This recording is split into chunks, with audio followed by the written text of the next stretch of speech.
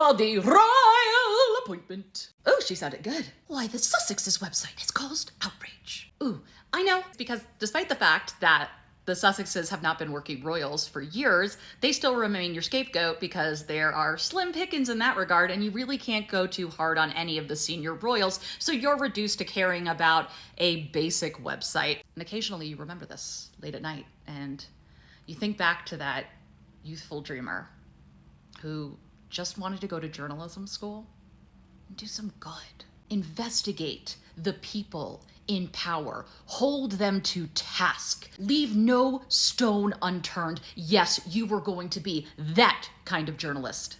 Now you're reduced to writing about a baby's name and two people that have a website. Here we go. It seems unlikely anyone will kick up a fuss for fear of looking vindictive.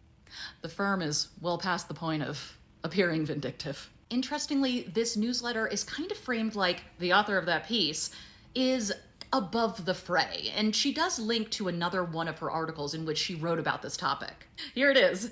Meghan cannot let go of royal family as much as she claims she wants to. She shamelessly trades on the Sussex title. Okay, do lesser royals and relatives next, please. Goes on to say, Meghan, meanwhile, is a, quote, feminist and champion of human rights and gender equity, end quote, with a, quote, lifelong advocacy for women and girls, end quote.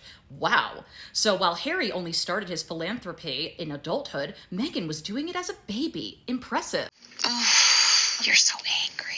There's a lot of talk about the coat of arms that is used. But hilariously, other outlets are upset that they seemingly snubbed the royal family. Make up your minds. Goes on to say that after the so-called Sandringham Summit, they agreed not to use HRH titles for business purpose or trade off their royal connections. What is so funny is that normally conservatives like this are very much like, get a job. Don't live off the government dole. Pull yourself up from your bootstraps. The old meritocracy argument. Meghan are the two people that they're mad about having jobs. Trading on the royal name. One of the most successful things that the British royal family has done in terms of branding with help from the media is that it's convinced people that it's both a benevolent, harmless institution, but at the same time, it is integral to the fabric of Britain. I am not saying that you cannot feel that way. My point is, I think people should have all the info about this institution that they help to support, and the media should provide that information, but they don't. This is a quote from the 20th century journalist George Seldes. He said, quote, journalism's job is not impartial, balanced reporting. Journalism's job is to tell the people what is really going on, end quote. Let's talk about some people cashing in. First of all, James Middleton, who was accused of exploiting the new royal baby Archie when he was born. His gift company, Boomph, LOL, sent an email full of jokes and references to Archie just 3 days after the baby was born in an attempt to sell his products. I mean, it's not a royal coat of arms, but it is the brother of the future queen. To be clear, I don't care that people cash in on royal connections. I care about the hypocrisy and the reporting on it. Would Catherine, the Princess of Wales's Uncle Gary, be invited on a British reality TV show if he was not the uncle of the future queen? Remember when Prince Edward had a production company? Illuminating quote from Prince Edward, who said about the British media, they hate anyone who succeeds. His first success was Edward on Edward, a documentary. This is from Running the Family Firm. Peter and Zara are Princess Anne's children, and they have both used their royal connections in commercials. For example, in 2020, a Chinese television advertisement featuring Peter Phillips promoting Jersey milk to audiences used royal iconography. And then there's Zara, his sister, who has had multiple brand deals with luxury products such as Rolex. Now listen, get your bag, but let's not act like a big reason for this was the fact that their mother is the sister of the king, or that by using royal iconography and certain words, that they are also trading in on their connection to the British royal family. Who can forget the royal warrants, of which there are 800 holders? And yes, they've been given permission to use this, as they should, because it's not theirs. Harry and Meghan are the Duke and Duchess of Sussex.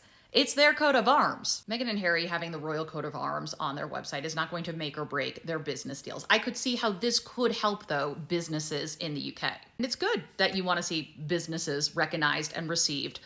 Why wouldn't you want the same thing for two people who are trying to create a life for them and their children? Who can forget when Prince Charles launched a limited edition scarf? Some people will say, well, he didn't make money off of this. That is because he's supported by the British people, but they have their own personal wealth. Yes, wealth that was largely built off of colonialization, exploitation, and stealing land from the church. Who can forget in November 2017 when the Panama Papers were leaked and showed that there were 2 offshore tax havens in the Cayman Islands for the Duchy of Lancaster, which was the Queen's private estate. This was to avoid paying tax on its holdings. Incredibly, 2 days after this happened, the chair of the duchy, the same duchy, Sir Mark Hudson, was knighted by the Queen at Buckingham Palace. Oh, but November 7th, 2017 was not over yet because more came out. Quote, another leak revealed that the Prince Charles private estate, the Duchy of Cornwall, had invested millions of pounds in offshore companies, including Sustainable Forestry Management,